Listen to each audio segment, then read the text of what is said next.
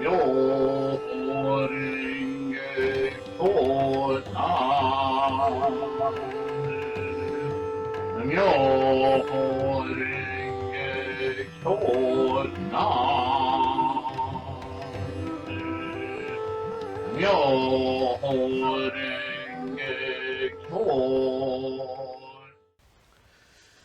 NaMuMyoHoRenGeKyo. NaMuMyoHoRenGeKyo.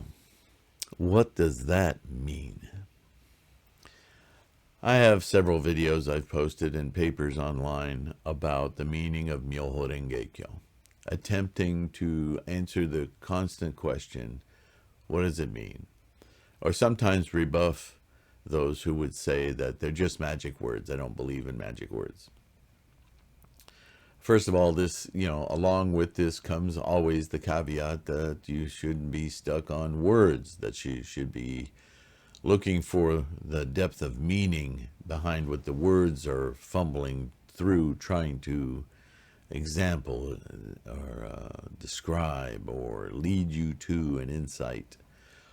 NaMuMyoHoRenGeKyo certainly are special characters, and I've talked about that before, so I don't want to repeat everything I've already said about NaMuMyoHoRenGeKyo. Look at my other videos and online documents for a variety of responses to that.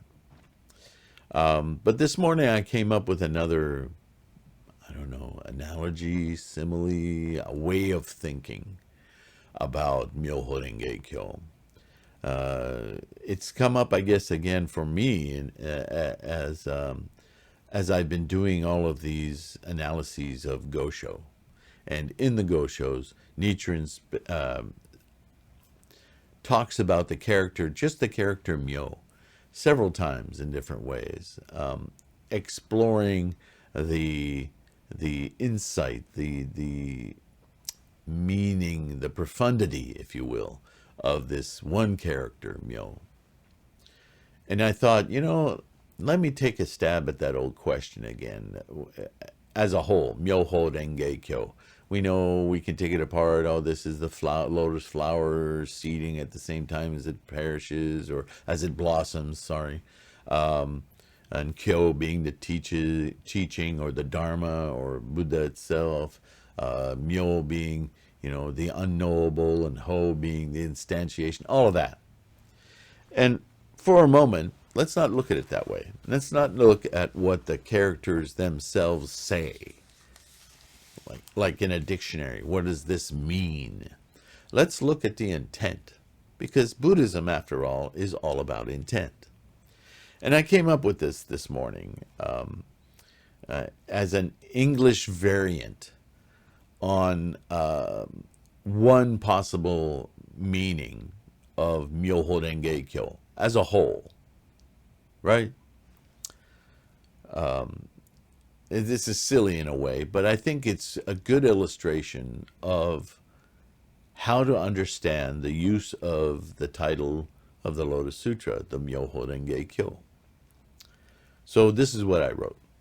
The engine of existence is the formations of mind to blossom into the awareness of the engine of existence. Sounds pretty cool. I wouldn't replace NaMuMyoHoRenGeKyo and start chanting, the engine of existence is the formations of mind to blossom into the awareness of the engine of existence. I think that as English-speaking people, we would really get enamored with the sound of those words, but here's the point. Take this apart for a minute. What is the engine of existence? It's easy to say, right? Easy to remember.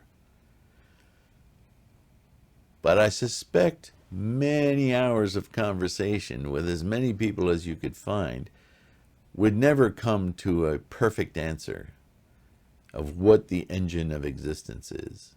Everyone would have a different point of view. Even if we're all talking about the same thing, we would all find words to individuate our perception of what the engine of existence is. is the formations of mind. What in the world is that? What is a mind? What is a formation? How do you form a mind? To blossom into the awareness. Okay, that seems maybe a little more tangible, but still elusive. Of the engine of existence. We're right back to the start. What did we learn? I think that's a really good example. If you're searching for the meaning of NaMuMyoHoRenGeKyo, what you're searching for is something you already have, according to Buddhism. All you're doing is invoking it. But to invoke it begs the understanding of what it is you're invoking. And if what you're invoking is something that is the teachings of the Dharma, then the teachings cease to be as important as the Dharma experiencing the Dharma itself. And this is the ultimate teachings of Shakyamuni. If you want to experience directly your Buddhahood, your Buddha nature, your Buddha mind, then you simply need to invoke it. So this supports the idea that without knowing anything about Buddhism, just having the commitment to experience your enlightened nature and chanting or invoking NaMuMyoHoRenGeKyo, you can experience it. But the amount of resolve and confidence that you need for that to happen by invoking these words can seem to start to sound like magical idealism. This is why there's 84,000 teachings, right? This is why we can have discussion and debate and lots of volumes of books talking to us about the engine of existence, from philosophy to particle physics, from quantum fields to psychology and neuroplasticity. We can go all over the map trying to answer the engine of existence. Right? And we can go all over the map looking for formations of mind. There's going to be a lot of opinions and sciences digging into that, as well as just fanciful books and dialogue, right? Talk shows. Blossom into awareness. A lot of people have different opinions of that.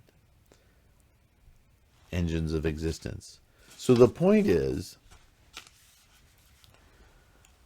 all the study you can muster,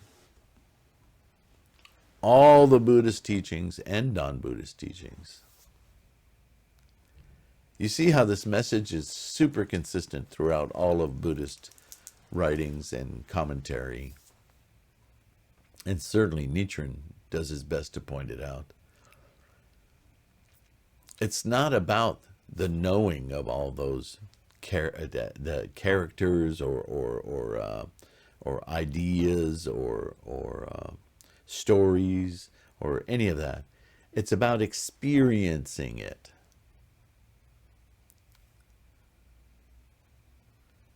So there's nothing magical about it. What may seem magical is to a mind that doesn't know, like a child that doesn't know, when it's demonstrated to oneself through digging into it and deeper understanding of it, then insight occurs. What's insight?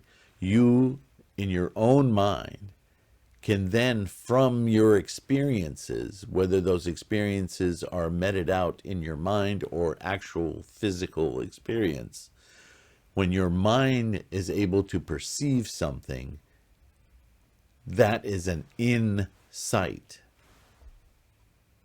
And when you get those insights, then you have confidence. Confidence in what you know, which is knowable only through your specific filters.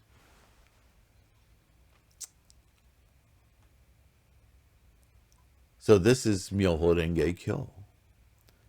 This is the invocation of something that you need to experience. And you can only experience it fully through your confidence and commitment. And you may have that confidence immediately. That confidence may wane, and you need to do some study and some research in order to get some foundation that makes you go, ah, I get it. Now my confidence is up. And with that confidence, I can now go to Gohanzen and chant and really experience that timelessness, selflessness, Buddha nature. The less confidence I have, the more difficult it becomes to actualize that. It doesn't go away. It's all mitigated by your confidence. That's not magical. That's just the situation. Samsara is our obstacle, but without it, we cannot experience. This is why Buddhism says to be born a human is the most amazing, precious thing. But it's also the one thing that gets most in your way, is that very formation of human. Because everything in the human works in that way. Even our own tissue and organs works that way, constantly being replaced by formations. From our DNA, from our mitochondria, from our cells, our bone marrow, our so on and so forth. We are formation machines. So it's no wonder that that huge engine of formations obfuscates the force that is the life that we are.